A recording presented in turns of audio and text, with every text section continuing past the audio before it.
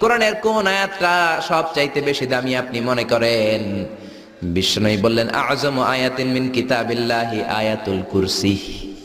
সুবহানাল্লাহ। আল্লাহর কোরআনের মধ্যে 6666 আয়াত, কারো বর্ণনা মতে 6636 আয়াত, আরেক বর্ণনা মতে আরেকটা রিওয়ায়াত পাওয়া যায়। এই যতগুলো আয়াত কোরআনের মধ্যে আছে সবচাইতে দামি আয়াতের নাম আয়াতুল কুরসি, ঠিক কি না?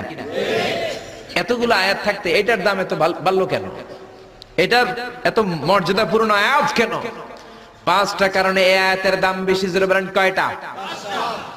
1 নম্বরে আয়াতের মধ্যে রব্বুল আলামিন নিজের পরিচয় দিয়েছেন। একটা মাত্র আয়াত, কিন্তু এত সুন্দর করে চমৎকার করে রব্বুল আলামিন নিজের পরিচয়টা একটা আয়াতে দিয়েছেন। গোটা কোরআন তন্ন তন্ন করে তালাশ করলে আর কোন জায়গায় এত সুন্দর পরিচয় আল্লাহর পাওয়া যায় না। কোন সুবহানাল্লাহ। এজন্য এই আয়াতটার দাম এত বেশি। আবার এই আয়াতের মধ্যে রব্বুল আলামিন